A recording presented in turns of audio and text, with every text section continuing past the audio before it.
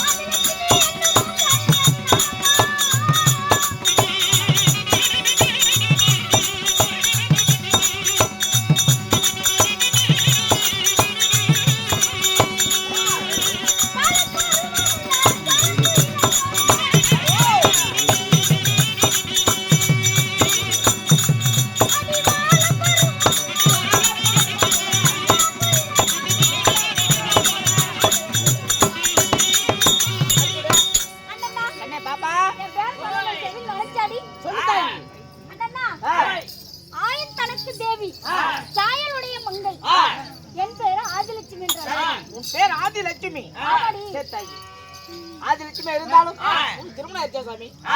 ஆச்சா. அதுக்கு முன்பதான் எனக்கு அப்பா இருக்கிறாங்கண்ணா. தாய்த்தது யாரு? சொல்றேன்.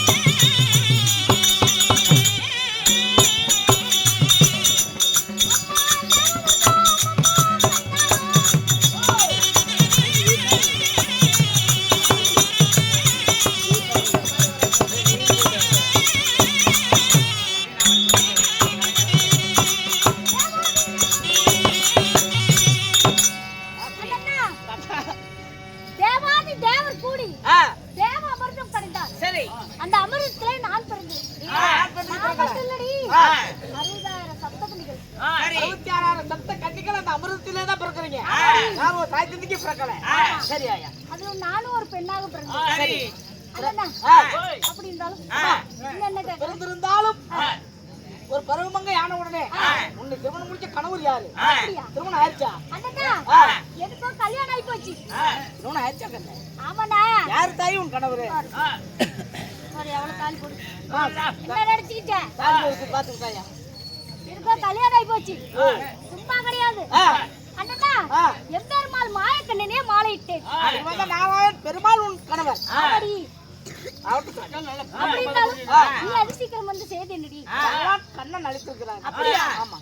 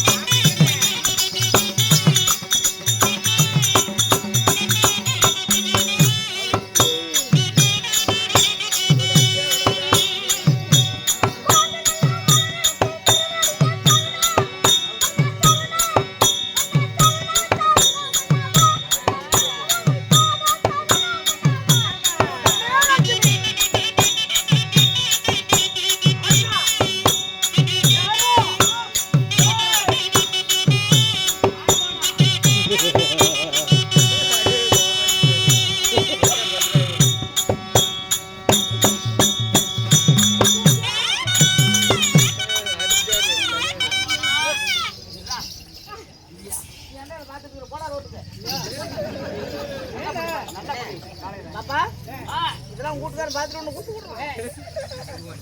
இங்க யாரு பாக்குறான்? நான் தான்டா வீட்டுக்காரன்.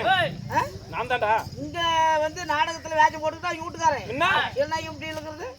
அது முருகன். அது வீட்டுக்காரன் இல்லையா? சரி, அப்ப நல்லா கட்டி பிடிங்க. லட்சுமி, அண்ணே லட்சுமி, நீ எங்கடா பொறனாடி பாத்துட்டு நேத்து தீபாவளி முடிஞ்சிருச்சு.